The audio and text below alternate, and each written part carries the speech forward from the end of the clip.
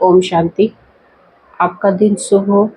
आप जो भी कर्म करें उसमें आपको सफलता मिलती रहे, मेरी यही शुभ भावना और शुभकामना है।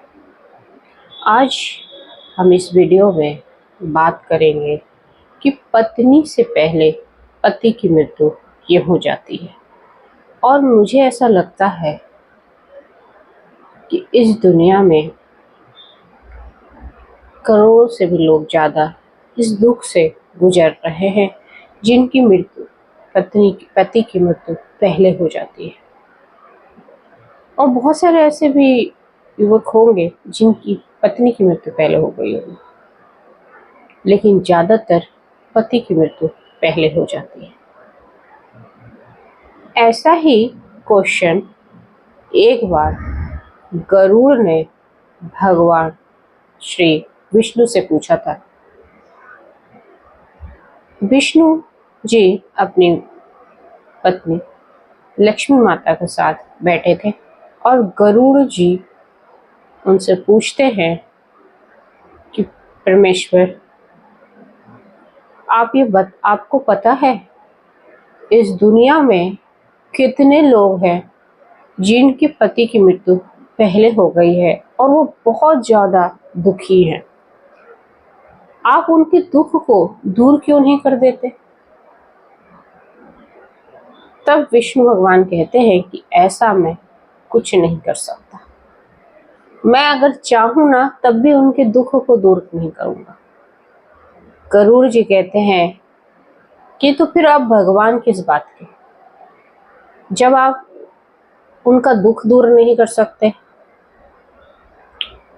तो विष्णु जी मुस्कुराते हैं और कहते हैं कि मैं एक काम कर सकता हूँ,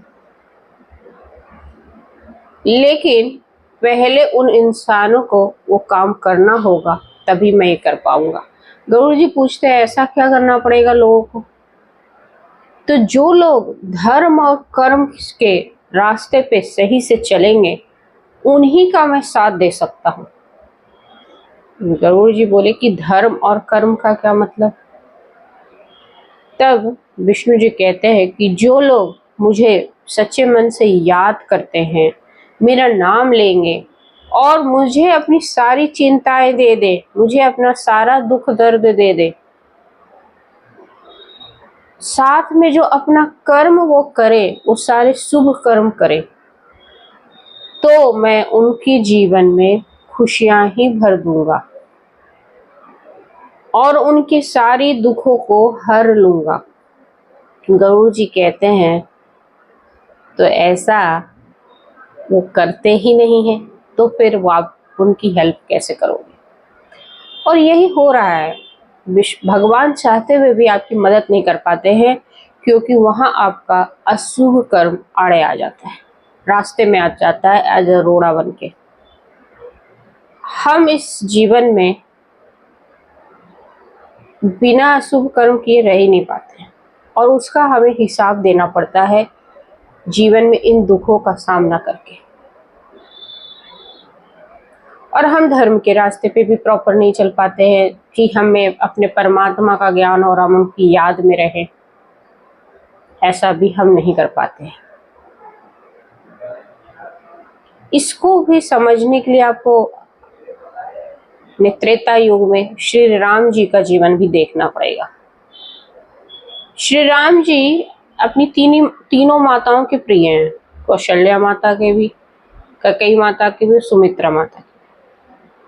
पर फिर भी कौशल्या माता इतनी पतिव्रता नारी, पूजा पाठ सब कुछ करने वाली, फिर भी उनके पति की मृत्यु पहले हो जाती है। दशरथ जी की मृत्यु पहले क्यों हो गई? क्या कौशल्या माता का पाप कर्म आगे आ गया, या कौशल्या माता का जो हिसाब किताब था वो आगे आ गया? नहीं, दशरथ जी का खुद का हिसाब किताब था कि राम जी का राज्य अभिषेक से पहले उनको वनवास मिला, तो ये किस कर्म की वजह से था? दशरथ जी ने वचन दिए थे और उन वचनों के निभाने के लिए उनको ये एक और वचन मतलब एक और रास्ता अपनाना पड़ा था कि श्री राम जी को वनवास को एक्सेप्ट करना पड़ा था उनको। ठीक है, और ये कौन से कर्म की सजा थी? ये दशरथ जी का हिसाब किताब था कि उन्होंने श्रवण कुमार के माता पिता का वध किया था और उन्होंने उनके द्वारा वो श्राप पाया था कि जैसे मैं पुत्र के अलग होने से रो रहा हूँ, मेरा हृदय जो रो रहा है, उसे श्राप दिया था कि तुम भी ऐसे पुत्र मोह में मरोगे। तो ये दशरथ जी का हिसाब किताब था कि जिसकी वजह से उनकी मृत्यु हो गई।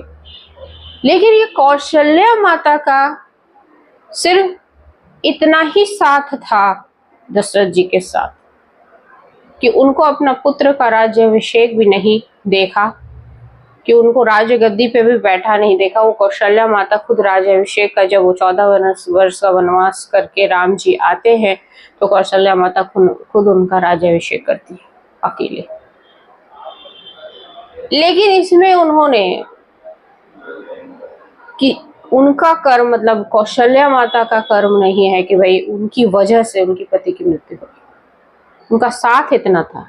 लेकिन उनको आत्मज्ञान भी था कि भाई जिस शरीर के लिए इंसान दुखी रहता है, जिससे अटैचमेंट होती है, जिसकी यादों में आप खोए रहते हो, उस शरीर के द्वारा किए गए कर्मों को आप याद करते हो, लेकिन उस शरीर का सिर्फ नाश होता है, इंसान का नाश, उस आत्मा का नाश जो उस शरीर के अंदर, उसके बगैर अब क्या होता है, उसका कोई नाम नहीं है, उस शरीर का कोई नाम नहीं है जब तक उसके अंदर आत्मा नहीं है। फिर आप क्या बोलते हो? शरीर को शरीर ही बोलते हो, बॉडी बोलते हो, और अब बॉडी को फिर या तो हिंदू धर्म के अनुसार जला दिया जाता है।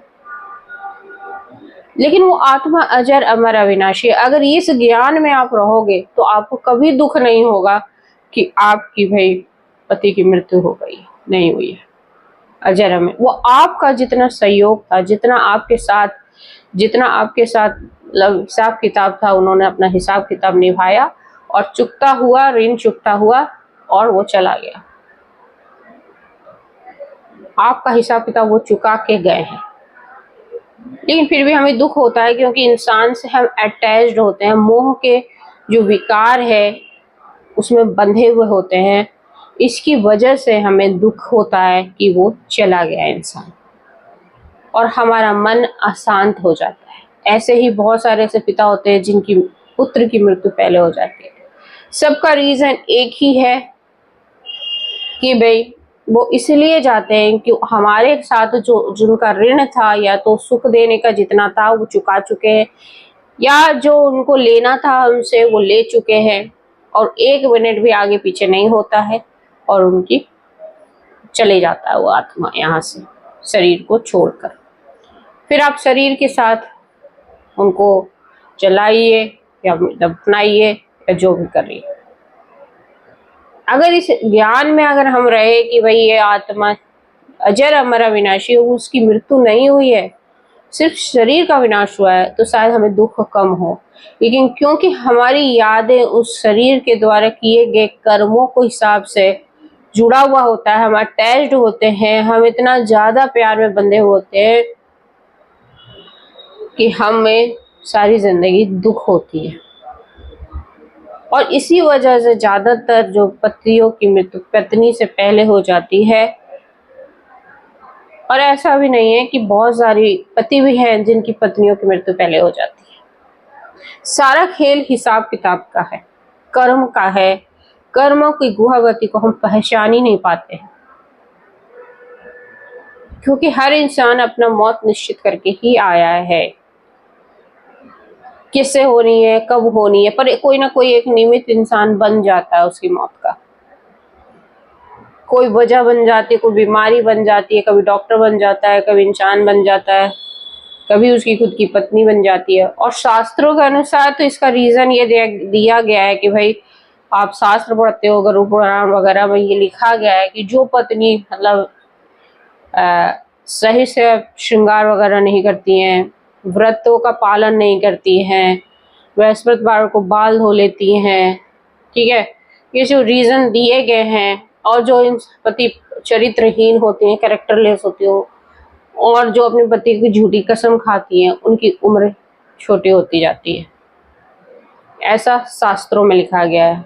क्या लेकिन अगर ऐसा शास्त्रों में है तो क्या कौशल्या माता ये सब करती थी? क्या कुंती माता ये सब करती थी? नहीं, क्योंकि उनका खुद का भी हिसाब किताब क्या था, उन्होंने कौन से कर्म किए थे। दशरथ जी ने, आपको सबको पता है कि दशरथ जी को श्राप मिला था। अब कुंती माता को अगर आप बोल दो कि कुंती माता ये सारे मतलब थी, तो ऐसा तो नहीं था। युधिष्ठिर का राज अभिषेक कर रही हैं कुंती माता महाभारत के दौरान। तो बहुत सारे ऐसे शास्त्र, बहुत सारे आपको एग्जाम्पल्स मिल जाएंगे जिसमें किसी नारी का कोई दोष नहीं होता। अब किसी की नई नई शादी हुई है और उसका तो 4 दिन में ही उसका पति के साथ उसका मृत्यु हो जाती है, या पति छोड़कर चला जाता है, तो वो कौन से किस वजह से छोड़कर चला गया? दुख तो एक जैसा ही फील होगा ना। अगर पति चला, मृत्यु हो गई या पति छोड़कर ही चला गया है किसी और के साथ, दुख का लेवल एक ही है। समाज दोनों स्त्रियों के एक ही लेवल से देखती है। जिसका छोड़कर चला गया उसको भी यही समझती है कि तूने ऐसे कौन से कर्म किए कि जिसकी वजह से तेरा पति छोड़कर चला गया, या तुमने ऐसा कौन सा कर्म किया जिसकी वजह से तुम विधवा हो गई। सास ज्यादातर यही बोलती है ना कि मेरे बेटे को खा गई। कोई इंसान क्यों खाएगा भाई? ऐसे स्त्रियों को तो आप हर पूजा में आगे रखिए जो विधवा हो चुकी है, जिनके पति की मृत्यु हो गई है, क्योंकि वो पवित्रता धारण कर चुकी है अब तो, और वो स्वच्छ है, निर्मल है, मन शांत है, मन में कोई कर्मों की टेंशन नहीं है। ऐसे स्त्रियों को तो आपको चरण स्पर्श करना चाहिए। इसका भी एक एग्जाम्पल है। एक कोई संत महाराज थे, वो मतलब सत्संग करने जाते थे, तो ऐसे भीड़ में से एक स्त्री जिसके पति की मृत्यु पहले हो चुकी थी, उसने पैर छू लिया। और दूसरी स्त्रियां, ज्यादातर स्त्रियों की जो तकलीफ दूसरी स्त्रियां ज्यादा समझती नहीं है, और जो सारी रूढ़िवादी विचार है कि भाई इस जिसकी पति की मृत्यु हो गई है उस स्त्री ने इसके पैर छू लिए, पता नहीं इनका सत्संग कैसा होगा। वो महाराज तक को बोल देती है कि महाराज आज देख लेना आपका सत्संग कैसा होगा, कहीं वो बिगड़ ना जाए, आपने किसका मुंह देख लिया है। उस महाराज जी कहते हैं कि माता ये सत्संग तो मेरा सबसे अच्छा सत्संग होगा, और होता भी वही है। वो सत्संग में इतनी भीड़ होती है कि अब तक उनके सत्संग में इतनी भीड़ नहीं हुई होती। तो ये सब विचारों का खेल है, व्यर्थ संकल्पों का खेल है कि हम उस माता को या स्त्री को हम गलत समझ लेते हैं। उनको सजा कुछ नहीं मिला है, उनके हिसाब किताब उतना ही था, इसकी वजह से उनकी पति की मृत्यु पहले हो गई। और उन पति का कर्म भी ऐसा था कि उनकी जो प्रारब्ध कर्म था, जिसको प्रारब्ध कर्म बोलते हैं, कि भाई उस वजह से उनका मौत निश्चित है, तो उस प्रारब्ध कर्म की वजह से उनका मौत उस समय लिखा हुआ था, और उनकी पत्नी का साथ इतना ही लिखा हुआ था, इसीलिए उनकी मृत्यु पहले हो जाती है। आप होप सो कि आप समझ गए होंगे, और ऐसा अगर हो तो अपने आप को दुखी, अपने आप को अशांत करने की जरूरत नहीं है। जीवन आपका लंबा है, उसको आगे जीने की कोशिश करिए, और इस दुख से बाहर खुद निकलिए, क्योंकि कोई और आपको नहीं निकाल सकता है जब तक आप खुद इस दुख से बाहर ना निकलना चाहे। कोई भी डॉक्टर, कोई हेल्प नहीं कर पाएगा आपकी। खुद इससे बाहर निकलिए, जीवन लंबा है, उसको जिए, और बहुत ही अच्छा है। होप सो आपको ये वीडियो अच्छी लगी हो, लाइक करें, सब्सक्राइब करें। जय हिंद, जय भारत।